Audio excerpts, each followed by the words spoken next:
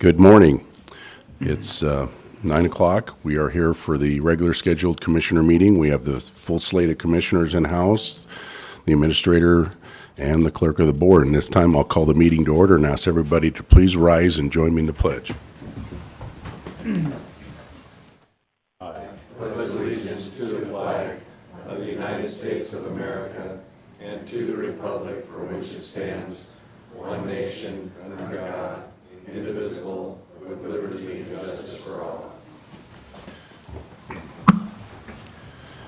Okay, the first item on the agenda is the approval of the vouchers. I believe we have two.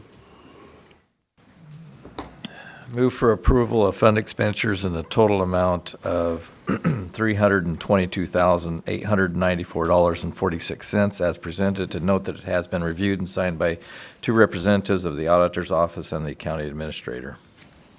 Second. There's been a motion and a second. All in favor say aye. Aye.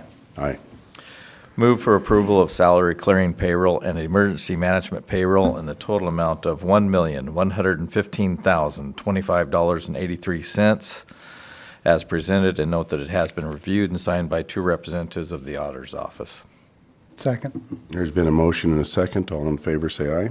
Aye. Aye. Okay, next we have the consent agenda. I believe there's 4 items on the consent agenda. Chairman, Yes. can I make a comment about item 4 on the consent agenda? During the meeting last week, I made, after responding to a direct question from a commissioner, I made the representation, which I thought to be true at the time, that the former human resource director had a contract. I was mistaken in that. They did not, but in their exit interview, that same individual made a recommendation that he thought that the position, and that's how I got confused. He made the recommendation that the position do have a contract. I have that in his email from him here, so that's how I got confused about that. So I just wanted that clarity put out before you before you guys acted on this item 4. Thank you for the clarity. Mr. Chairman, I'd like to move item 4 onto the regular agenda outside the consent. There are a number of questions surrounding this that need to be discussed and addressed before we take action on it.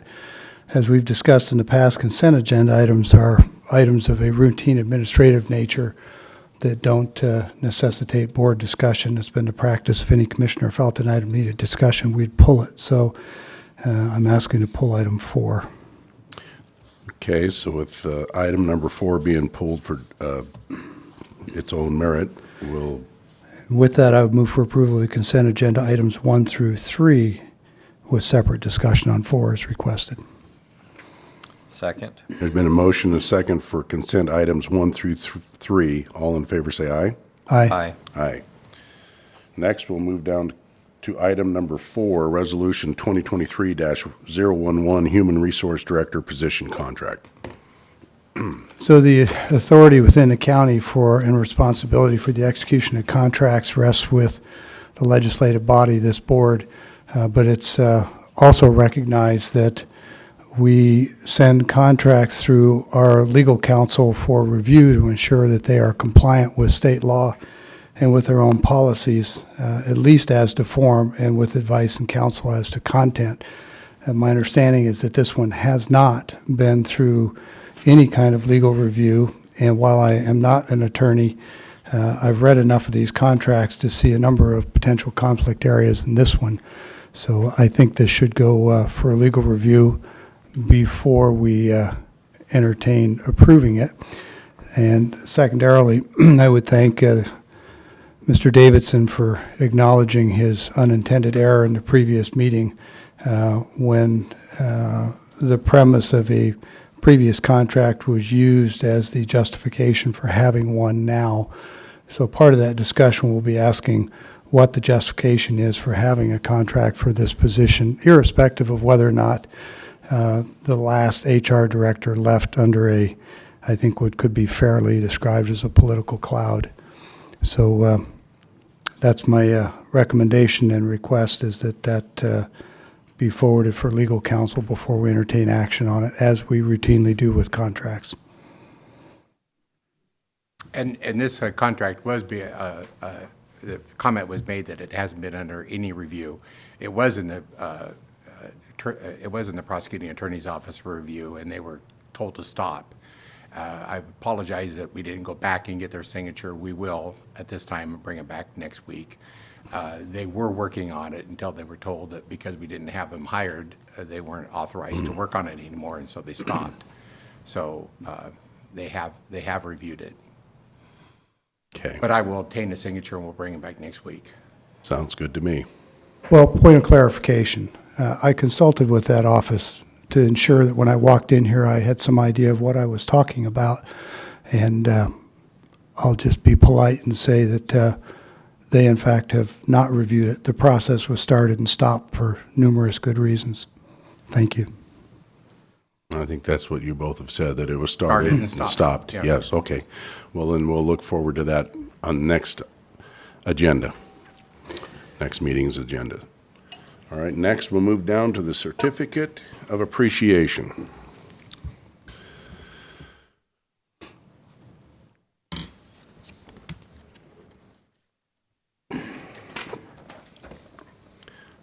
Mr. Roach, on behalf of Franklin County, I'd like to express our gratitude for your faithful service with Franklin County District Court, starting January 13th, 2003 to January 9th, 2023.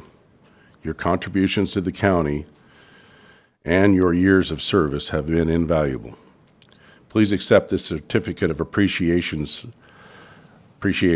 for your dedication and professionalism. We hope you know just how much we respect you and have valued you as a colleague. You will be missed at Franklin County. And I'd just like to say thank you to Mr. Roach, because upon hearing this, I asked him to swear me in this last election. And I'd like to say I picked you because at the end of the swearing in, you always say, "So help me God." And we got to remember who's in control in this world. So thank you, Mr. Roach. And thank you for swearing me in. Thank you. Got a camera? Get a picture of this now. I'm reaching for your hand. I know that. I know that. But we're gonna have to do this again because I'd like to hand this to you with a handshake. Let's get this up like that. There we go. Thank you. If the other commissioners would like to say a word. I'd just extend my thanks to Judge Roach. Appreciate your Just going to service. say how quickly we become Mr. again. It's not a bad feeling. Go ahead. Well, as we used to say in the military, that regardless of your rank, when you retire, you get promoted to citizen.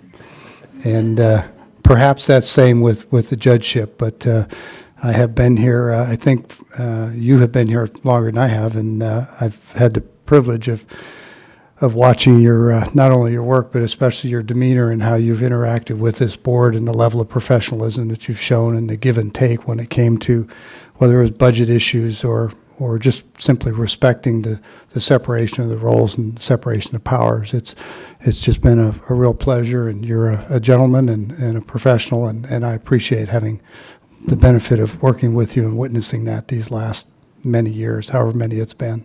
Thank you. I quit counting after a while. Yes, thank you for your years of service. You've been an outstanding person in the community, and we just really appreciate it, and really, you'll be missed here as as a judge.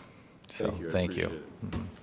When I sat down across the street on September 18th, 1978, I thought I would sit in that chair until I retired. And after 25 years almost spending my days in and out of court and mostly doing business-related matters, estate planning, probate, healthcare, and real estate, I took this opportunity when Pete Felstead retired.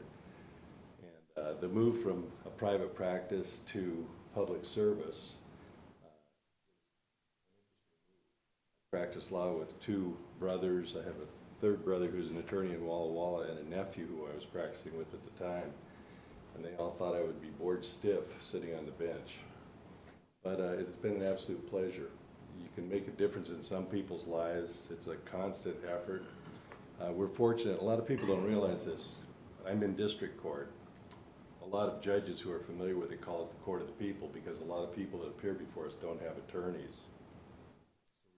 Directly with them. And those that do have attorneys, if they're found guilty or plead guilty, then we have the privilege again of being the probation department. Judges upstairs send people off to prison and never see them again. They end up with the Department of Corrections who tries to get them to do the right thing. In our court, we get to continue with them for up to 5 years and try to mold them into citizens and guide them as to the reasons they want to be better people for their own selves, but also for our benefit. And it's been, when I first got on the bench, it was the least likable portion of my practice. As I continued through it, it's become the most fruitful and beneficial. One little story, I'm in a store in Richland recently with my wife, and outdoor store, and a woman comes running across the parking lot, "Judge, Judge, Judge, you saved my life." When people run up to you saying, "Judge, Judge, Judge," you're not sure what they're... Stopped and talked to her for a minute, and she explained that I had forced her to stop drinking and that things were going better and that she actually had a job. She was back with her family and tormented by alcohol. I thanked her and, kind of trying to move away. We're checking out and it's closing time, so there are 6 or so employees standing by the counter and she's out still working outside. She comes running in again, "Everybody, this is my judge. She's the one that helped me get away from drugs and alcohol." It's like, ew. Occasionally you have those kinds of things happen, and that wasn't the only one. I really appreciated the opportunity to be the judge here, and as you said, every time I swore somebody in, it's one thing to swear to the state, but we're not in China. I promised to tell the truth. Promise to whom? In China it works, and I'm not slagging anybody that's Chinese. I'm slagging the Chinese government and the whole totalitarian system. We don't live by that here. We can't. This nation works. Lots of people need to respect it. It's been a great experience. I've had a phenomenal staff and a very supportive wife. And it's been a pleasure at different times working with the board, and at other times challenging. But that's the nature of the beast. Thank you very Judge, much. I think we got one more person. I just want to just say right at the end that every time a judge enters a room, we normally say, "All rise," because of the respect to the bench. I think this time we should do it in respect to the individual. Yes. All rise.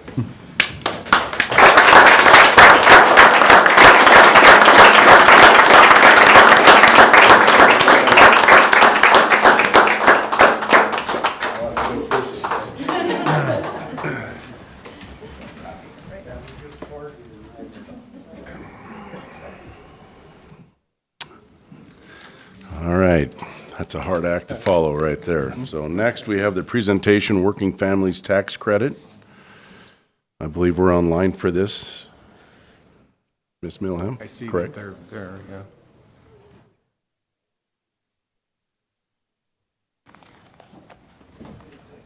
Is it Stephanie, can you hear us?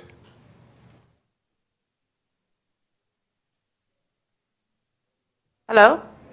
Hi, can you hear us?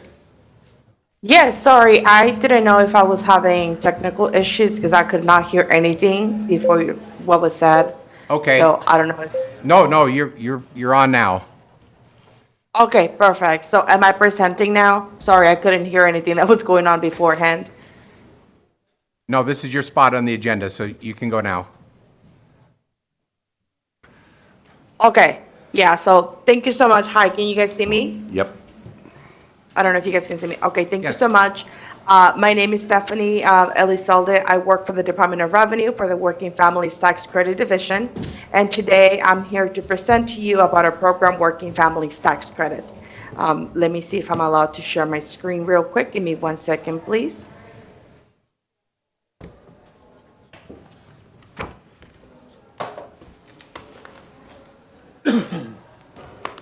I apologize for the inconvenience. I'm having some technical issues here.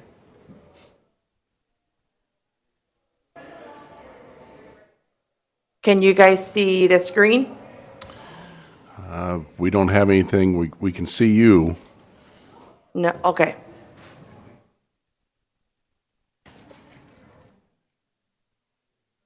Can you guys see the Yep. screen now? We can Yes, see we it. can. Okay. Okay, I am so sorry if it's not the perfect layout. I'm having some issues with my computer. Give me 1 second, please.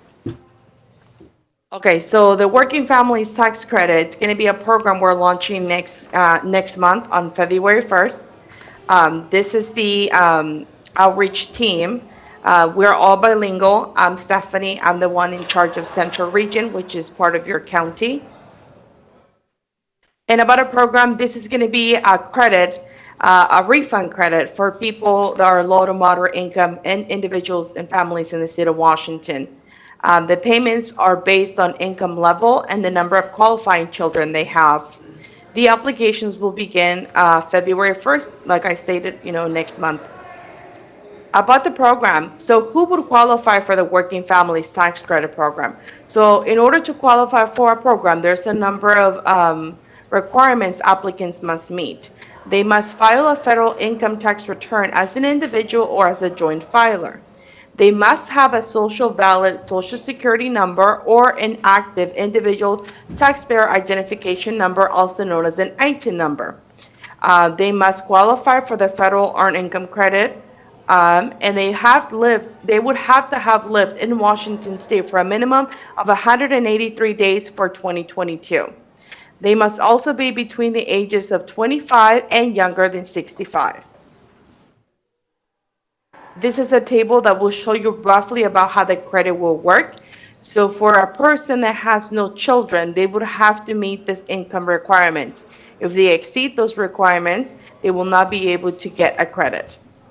And if they have one child or children or more, this is how the table will work. And this is the line for single applicants, and this is the line for married filing jointly applicants and the potential credit they could receive. The applications open in February, and there's going to be 3 ways for applicants to submit this application. One would be going through our website, workingfamiliescredit.wa.gov. The second one will be to apply through a paper application, and these will be available to download from our website or by visiting one of our local field offices. We have one in Richland. It's the closest one to you. And then the other option will be through an external tax preparation software and providers, meaning your accountant or bookkeeper, usually the folks that you go to when you file IRS taxes. As part of our outreach and communication efforts, the Working Families Tax Credit Program has been working on developing a website for our applicants to look over. We have an eligibility checker. We have a partner toolkit and training materials they can utilize. They can send out for updates and notifications, or they can request a speaker like I am doing for you guys today. We also have a marketing and media campaign starting this month for advertising. We will be advertising in local media, and there will be some campaign banners also posted on some transportation vehicles like public buses. We also have partnered with community-based organizations, and we have created an advisory committee that will be helping us listen to the concerns from the community and bring input for the program. We also have information on our website about community outreach grants that nonprofit organizations and community organizations can look to apply for this upcoming year. So if you would like to get involved in helping us with our outreach efforts, you can get in touch with any of us at the Working Families Tax Credit Division, and we'll be happy to listen to you and see how we can collaborate together. For more questions or more information about our program, please visit our website, DOR Working Families Outreach. This is our email address, drworkingfamiliesoutreach@dor.wa.gov. For any questions that you may have about our program, feel free to email us to this email address, or you can visit our website for more questions. And that would be it on my part. Okay, thank you. Is there any questions?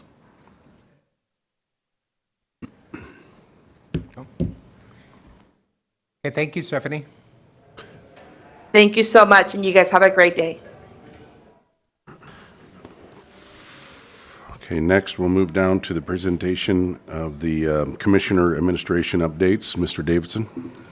I had a meeting, Commissioner Didier was at it, so he'll probably report on it too, on Friday with Benton County, where we covered most of the by-county operations and the continuation and likelihood of continuation of those, with the exception of the juvenile justice, because of the fact that we'll meeting with, today, with Commissioner Peck and another commissioner from over there, Commissioner Delvin, on that issue.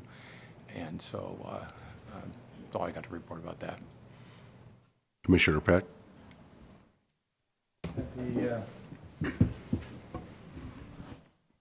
The Legislative Steering Committee meeting in Olympia last week, part of Wednesday, Thursday, and Friday. It was the preparatory kickoff for the legislative session that started yesterday. Excuse me.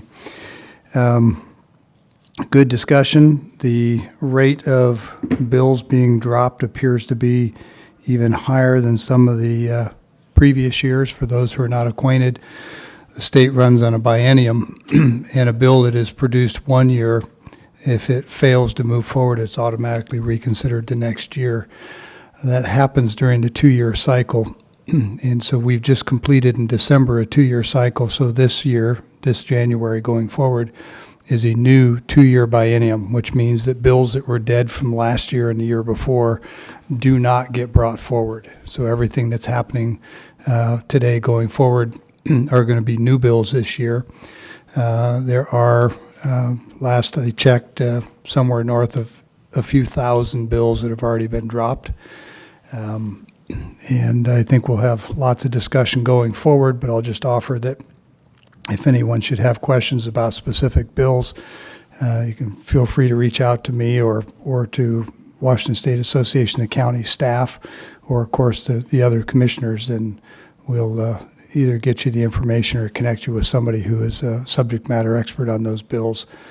There are many ag-related and firearms bills that I think are going to be of particular interest to our county, but with thousands of bills being dropped, there's, I'm sure, plenty there to attract the attention of almost every citizen. So thanks much. I just want to also note there is a washingtonledge.gov site, wa.ledge.gov, where you can easily online search any bill, what the current status is, and if you are interested and would like some information on how to find that site and how to find bills, let me know. I'll be happy to send you a link to the site along with some instructions on how it works. Thanks. Commissioner Mullen?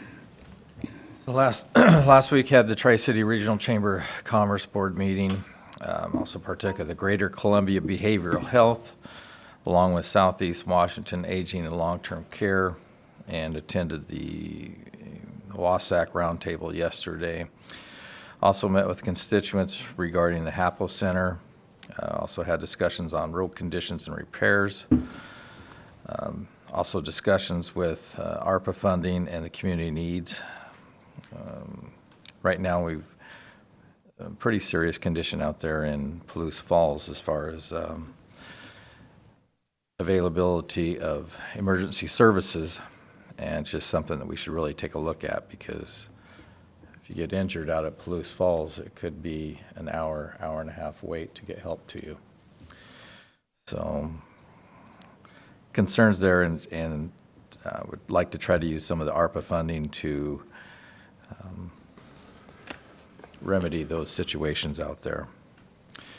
And that's my report for this week. All right, thank you.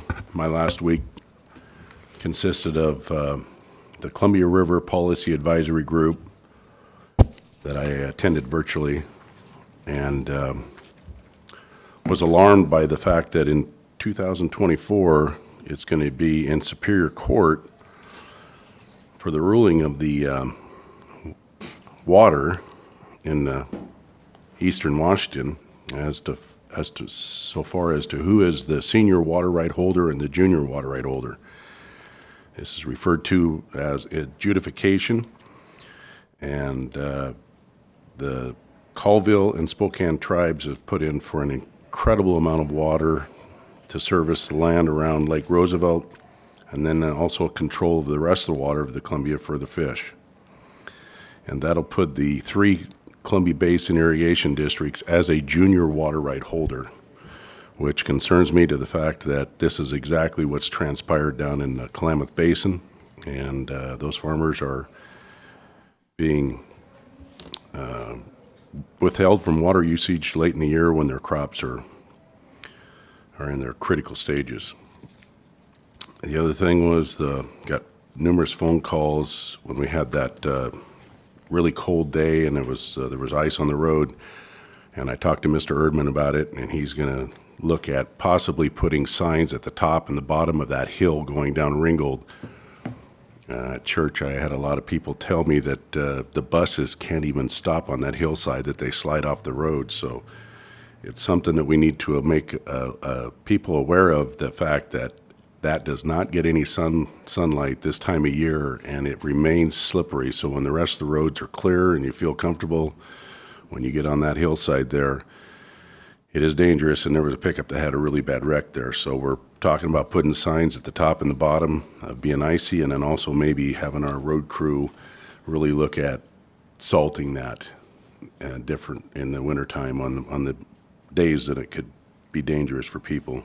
And then, of course, we had the meeting with Benton County, met with another commissioner and Matt Rasmussen. Very good meeting. Matt Rasmussen did an incredible job of basically running the meeting and talking to us. We talked about the Board of Health, all the things that the 2 counties are engaged in, mental health, the facility, and what's going on there. And we talked to him about possibly doing a bi-county meeting and let the 2 committees from Benton and Franklin County come in and present to us as where they're at. I think that'd probably be a very good update for us to hear from. OPD, Law Library, we went over a lot of things, and it was a very good meeting. And I encourage the 2 counties to get together for this bi-county in the near future so that we can maybe make some headway on the topics that could help both counties in saving money and working together. And that concludes my report for the last week. So with that, we'll move down to public comment. Or, Mr. Davidson, did you have anything more you wanted to add to that? Oh, you did a good job, but yeah. Okay. Public comment. Is there anybody for public comment? We do have, Commissioner, we do have one person on the phone, too. Okay. so.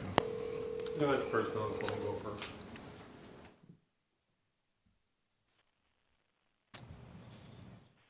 caller, you have 3 minutes. Me again, Margaret.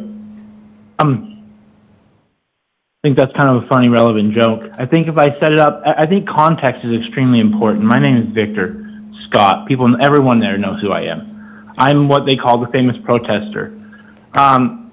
Would just like to bring in a little context and say this is I'm about to play a recording from June 10th, where not only was I trespassed from the city hall, but you'll hear 2 officers tell their sergeant, "I don't have the right to do it," and then their sergeant just does it anyway. And everybody knows about this, including the chief of police, but they've decided to cover it up. So here we go.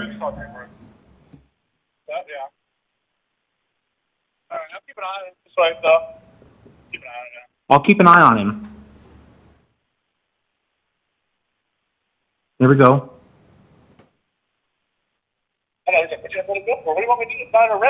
He's not under arrest. I'm not going to use force on someone. I'm not going to use force on someone to tell them they can't be here. I don't know.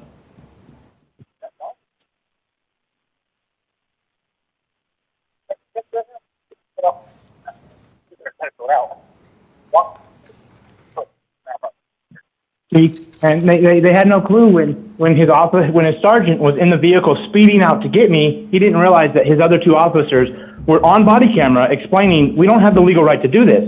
So he just made the legal right because he turned his blue and red lights on. Now he has the legal right. Even though you have to have probable cause to stop somebody, his legal cause was, "Oh, well, you guys are threatening people." And so this was in June 10th. So then you have to fast forward real quick to see when the officer, Jason Miller, gets a hold of me. He says, this is what he says. Go back Eddie? Why don't you go back to your own county? Why don't you go back to your own county? See, there's this thing called free movement of man. But when you got to go back to your own county, and the police are enforcing you to go back to your own county and calling you a coward for using free speech on the streets, you have what you call discrimination. And when you have, the reason why Franklin County shouldn't be able to be their own county is they'll violate citizens. See, it doesn't matter if you're disabled, if you're a chink, if you're a Jew, if you're a spick, or if I'll use the word, a nigger, they don't like you. And 20 seconds left. And what I'll tell you this, Sir. when those kind of words are, you use those words against me. And I have the body cam footage, and you guys That's- don't want to do anything against it. Sir, thank you That's- for your it's comment. inappropriate language, but it's not illegal. No, hold on. Let me finish my last 5 No, seconds. we're not- I timed it. Sir, did you hang up? Thank you. Commissioners, I found it interesting when I sit listening about the HR director's contract. Just food for thought, and for the audience's food for thought. Let's do a county administrator count in Benton County and see how many of those came from our ranks. And same with our human resource department. Let's do a count and see how many people left here to go there when you're considering contracts and trying to retain people in this county for our future leadership.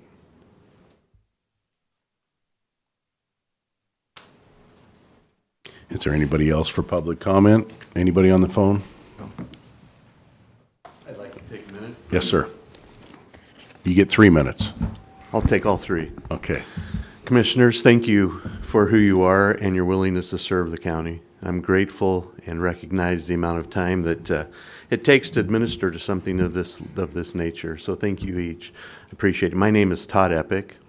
I've been a member of this county my entire life. I had a couple of years where I was out of the country, but beyond that, I've been a member of this county for my entire life. My parents came up here 70 years ago. I happened to live in the same home they built, and I happened to own the farm that they started their farming career on. So that's about 70 years ago. Commissioner Didier, you mentioned that you had been working on the county roads, and that's what my comment is today. Is I feel like that there is great on the arterials and a lot of the laterals, they're taking really good care of. But when it comes down to the secondary contributor roads, basically the gravel roads, there's very little done on those. And I feel like that's something that needs to be part of consideration as we continue to try and improve our county and to have it be the best that it can be. It happens to be recently on December 28th during that very Chinook winds, and I was a recipient of about 75,000 gallons of water into my home. And I would like the county to recognize that when you can't tell a difference between a driveway and a road and my neighbor's field, it's all one flat transition, that there needs to be something done on that border in relation to the county's road. That it happens to be on North Cooley Road that I live on, about 300 yards to the north of the Ringgold intersection on North Cooley Road. There begins a descent in the road that eventually gets to the point where it's completely flat. There's no borrow pits to help with this, distinguish boundary lines or to be able to help with management of excess water. I had the opportunity to speak with the supervisor of the county roads and the work crew, and they came out and they were very responsive, and they got there by that night and they put in a borrow pit to try and help to alleviate the water that was coming into my home. And then I requested a conversation with the engineer. Happened to be he was away on whatever the scenario was. He wasn't available. I made that request 4 times. I didn't ever have the chance to speak to the engineer. And then when I spoke with the supervisor again, he said that The engineer had snuck out there and had already looked at it, and there's nothing that can be done.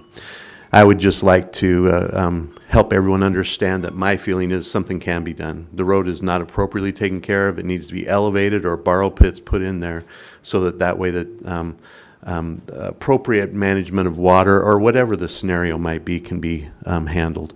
I happen to have French drains and everything else around my home, and it's like my contractor said. He said, the problem is you can handle your own water, but when you're trying to handle the county's water, you're in trouble, and you're not going to be able to take care. You're going to flood your home every time.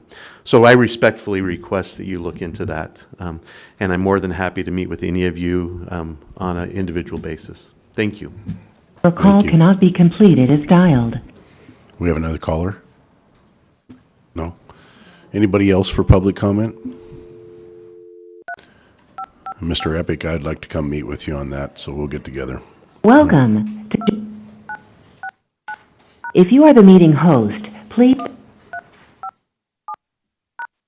Are we good to go? Okay. All right, so we got 2 public comments in a row. They were both listed one right after the other, right? So if there's nobody else for public comment, oh.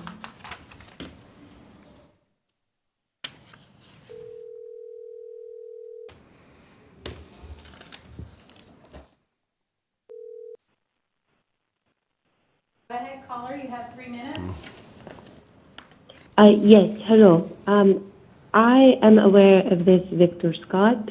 I actually have a video from across it was across the street or something, where he was protesting, and it was he never mentioned anything that was not true, because people here, being from Pasco, are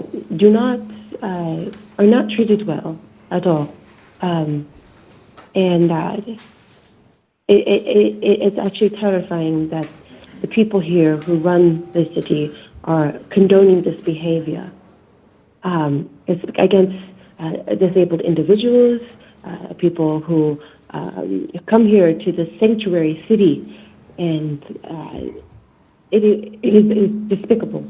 I am asking the people here who are sitting in front of you to do something about this, to put your police in order and to hold them accountable, because my nieces and my brothers and my cousins have also had faced so many discriminatory behavior. So I hope that you will do something and take action so we can stop fighting and stop feeling like we are slaves in Pasco. And please do not act like you ignore this. You, people, of all people, are aware of this.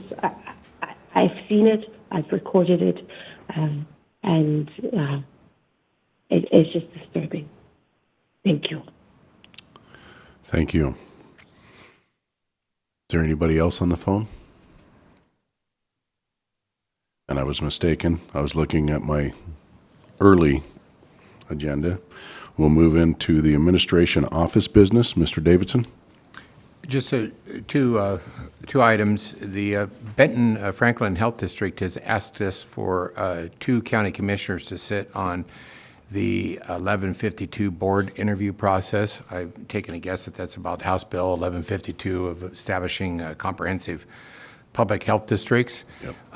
I know that Commissioner Peck was on that email that I received asking for 2. I did ask a clarifying question back to them, because I was kind of surprised that they were asking for 2, because that establishes a quorum, and wanted to make sure I was reading that right. And they weren't referring to a commissioner from both counties, and they said, no, they needed 2 names. So it kind of surprises me, but that's what they said. And so so basically we need 2 names to submit to them, and this is kind of time sensitive, I guess.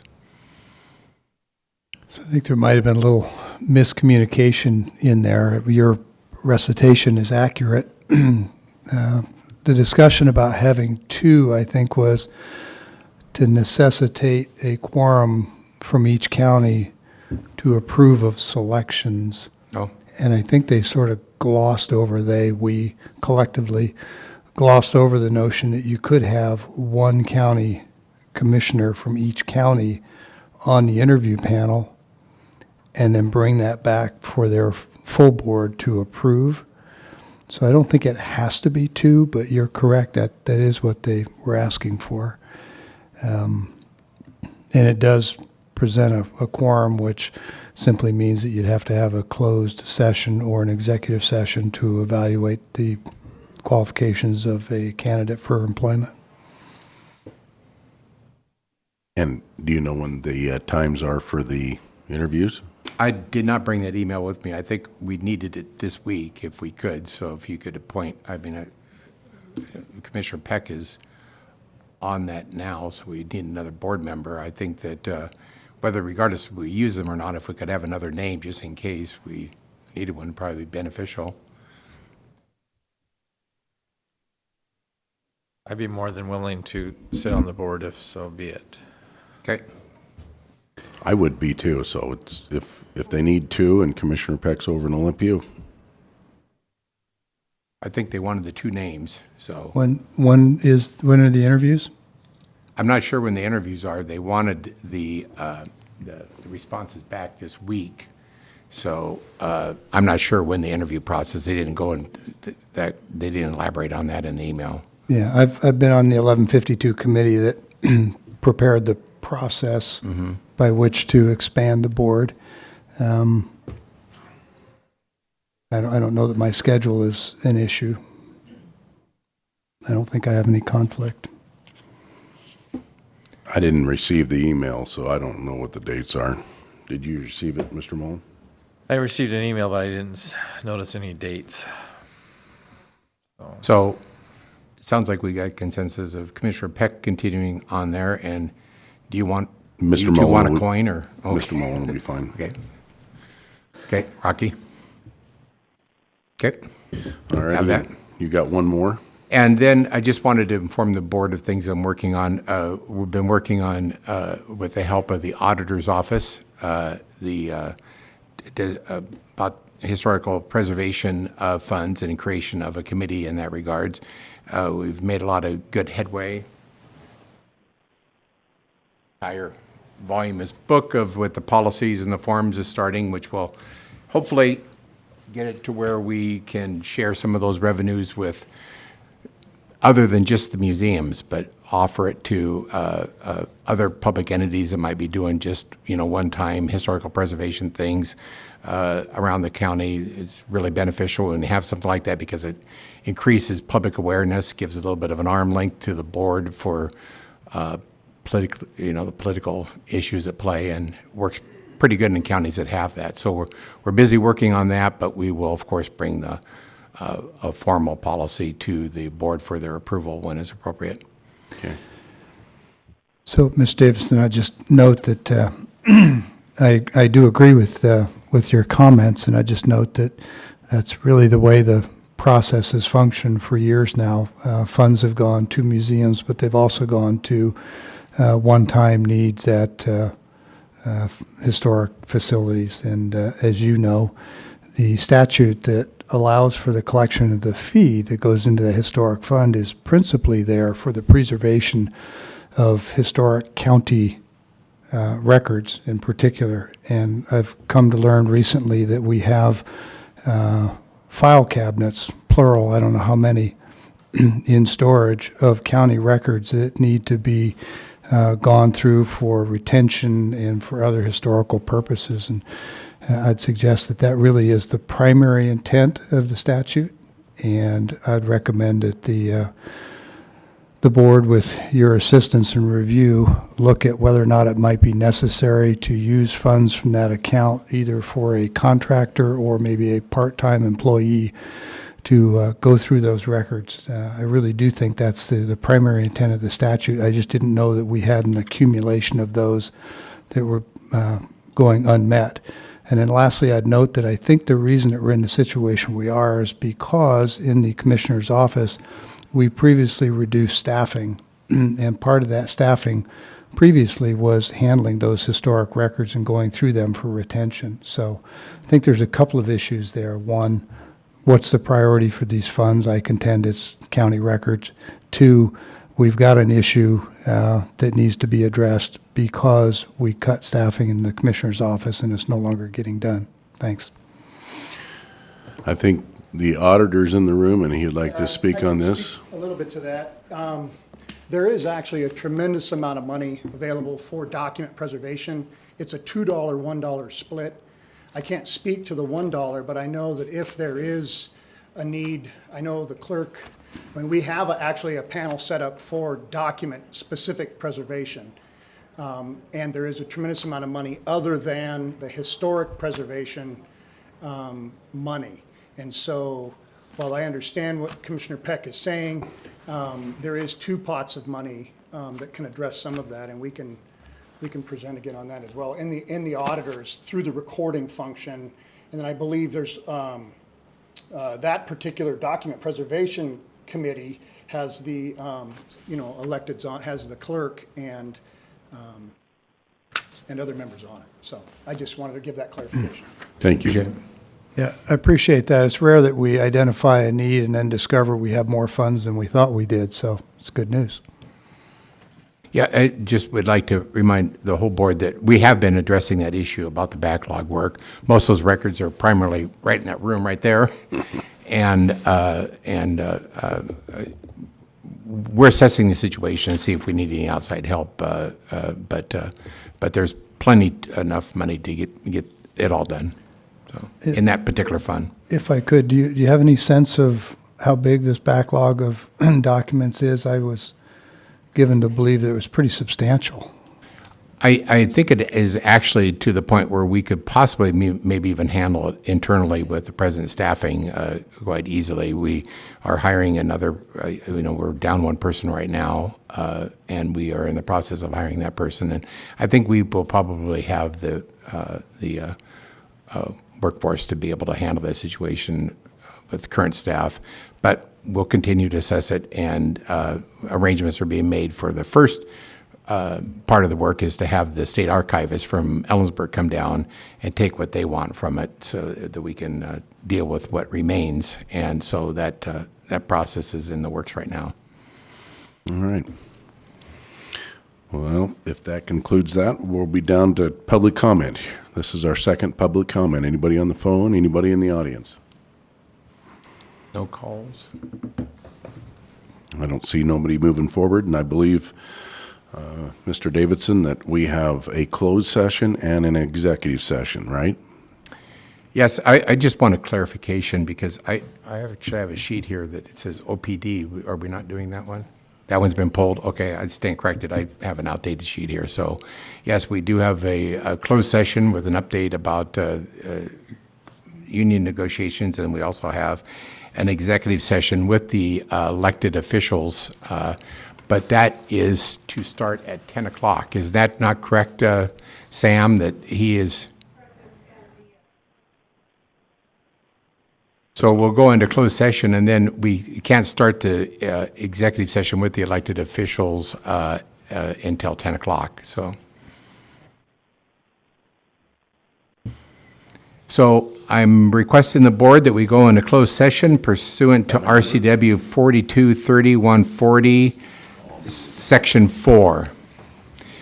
And we will need 5 minutes with the HR director and deputy prosecutor, if she's still here. I don't see her. Okay.